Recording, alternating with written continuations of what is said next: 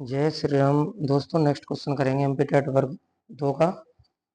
इसमें एक वर्ग के अंदर एक वृत्त बनाया गया है, यानी एक वर्ग के अंदर यानी स्क्वायर के अंदर बना एक वृत्त यानी कि सर्कल। ये बना है स्क्वायर के अंदर।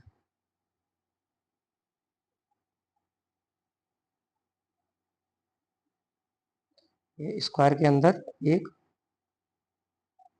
सर्कल बना है यानी कि वृत्त बनाया गया है।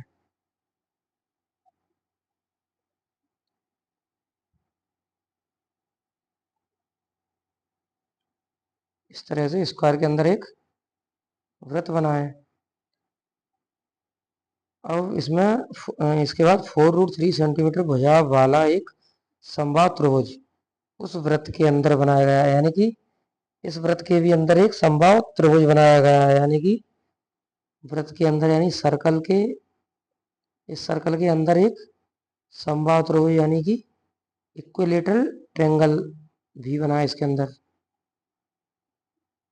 इक्विलेटरल ट्रायंगल यानी कि इसकी तीनों साइड होंगी इक्वल। इसमें से एक साइड में गिवन है 4√3, यानी ये साइड में दी गई है 4√3। तो हमें इसका वर्ग का विकर्ण यानी डायगोनल निकालना है, इसका वर्ग का यानी कि स्क्वायर का। तो वर्ग का विकर्ण यानी स्क्वायर का डायगोनल निकालेंगे। इसका फॉर्मूला रहता है डायगोनल ऑफ स्क्वायर यानी कि वर्ग का विकर्ण। ये रहता है a√2। वर्ग का विकर्ण यानी कि a√2।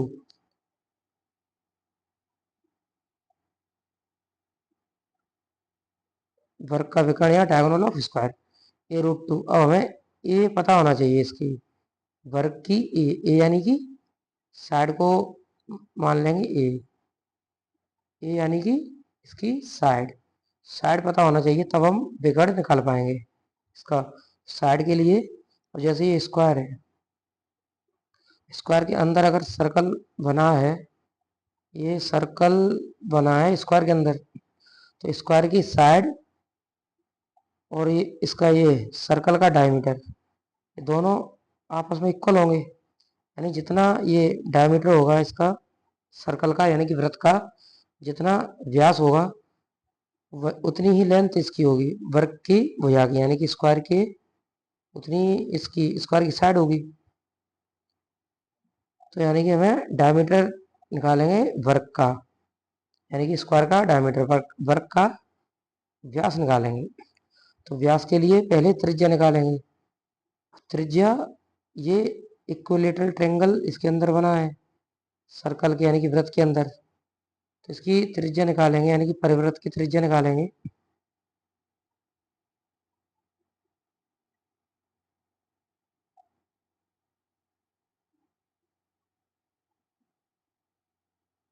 ये परिवृत्त की त्रिज्या निकालेंगे।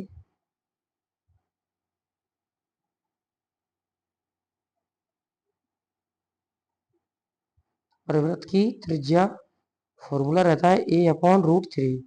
ए यानी कि साइड अपॉन √3। साइड है ट्रायंगल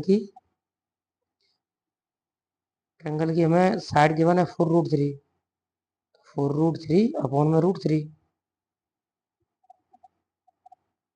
ये 4√3 अपॉन में √3।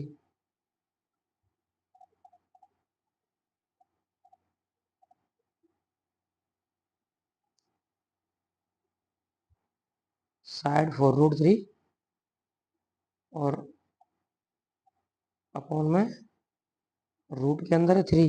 तो √3 से √3 कैंसिल हो जाएगा, यानी कि रेडियस आ जाएगी 4, यानी त्रिज्या आ जाएगी 4। तो जब त्रिज्या 4 होगी यानी रेडियस 4 होगी, तब डायमीटर की वैल्यू होगी, डायमीटर रहता है रेडियस का डबल यानी 2r। 2 इंटू आर यानी कि 2 इंटू 4 यानी 8। तो ये व्यास आ जाएगा इसका 8। अगर रेडियस 4 है तब व्यास 8 होगा, क्योंकि ये सर्कल है, इसमें सेंटर से सर्कल सर्कल तक की डिस्टेंस ये रेडियस होगी। तो जब ये 4 होगी और यहाँ से यहाँ तक ये भी रेडियस होगी, ये भी 4 होगी, इक्वल रहती है रेडियस, तो टोटल ये बन जाएगा सेंटर से निकलती है जो लाइन वो होती है डायमीटर।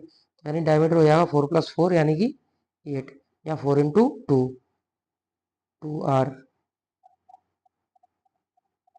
डायरेक्ट डायमीटर इसका फॉर्मूला रहता है 2r, 2 × रेडियस, 2 × रेडियस यानी कि ये 4, 2 × 4 तो 4 × 2 या 8, ऐसे निकाल लेंगे डायमीटर। तो ये डायमीटर आ जाएगा इसका 8। डायमीटर 8 है मतलब वर्ग की भुजा भी 8 होगी, क्योंकि जैसे ये सर्कल का डायमीटर अगर 8 है,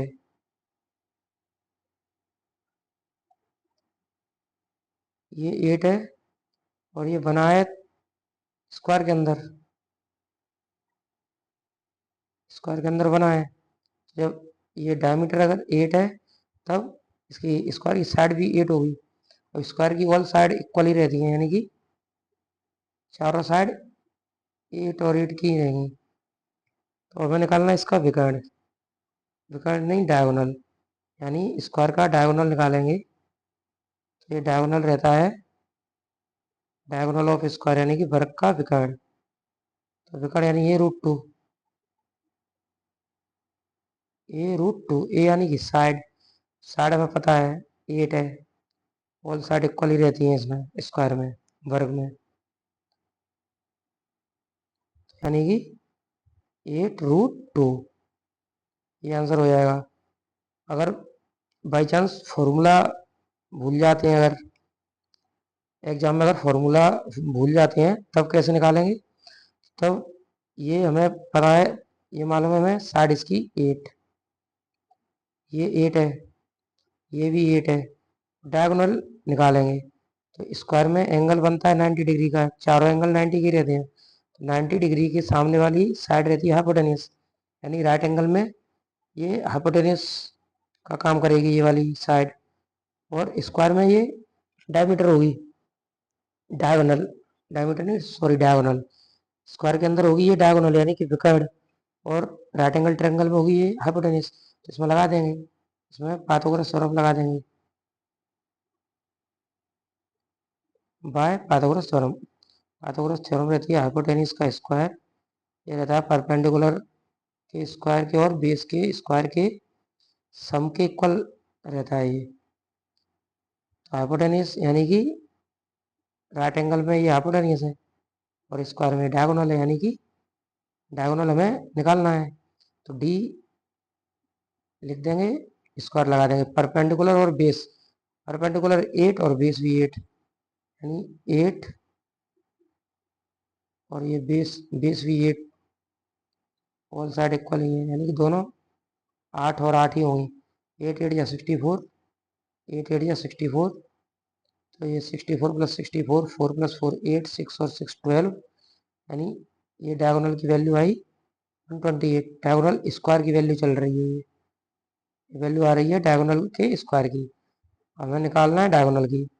स्क्वायर हटेगा तो इस साइड में लग जाएगा रूट, यानी ये आ जाएगा रूट के अंदर 128। 128 के फैक्टर निकालेंगे, ये 128 के निकालेंगे फैक्टर,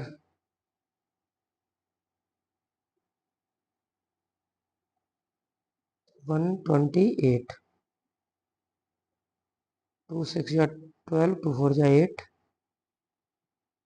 2 3 या 6, 2 2 या 4, 32 का हाफ करेंगे 16, 16 का हाफ करेंगे 8, 8 का हाफ करेंगे 4, 4 का हाफ करेंगे 2, 2 का हाफ करेंगे 1, यानी ये 2 कितने बार आएगा? 1 2 3 4 5 6 7, ये 2 आएगा 7 बार रूट के अंदर, रूट के अंदर 7 बार 2 आएगा, तो रूट के बाहर निकालेंगे तो जिनके पेयर बनेंगे वो बाहर निकाल लेंगे, यानी एक पेयर ये बन जाएगा, एक 2 बाहर निकाल लेंगे, दूसरा पेयर ये बन जाएगा, फिर से एक 2 निकाल लेंगे, ये भी एक पेयर बन जाएगा तीसरा, फिर से एक 2 निकाल लेंगे, अब ये एक जो टू है, ये लास्ट वाला, ये पेयर में नहीं है, ये सिंगल है, तो ये रूट के अंदर ही रहेगा। ये पेयर नहीं बन रहा, मतलब रूट के अंदर लिखेंगे। 2 2 जा 4, 4 2 जा 8, 8√2, यानी ऐसे भी निकाल सकते हैं 8√2। अगर बाई चांस फॉर्मूला याद नहीं रहता एग्जाम में, तब ऐसे निकाल लेंगे पाइथागोरस थ्योरम से।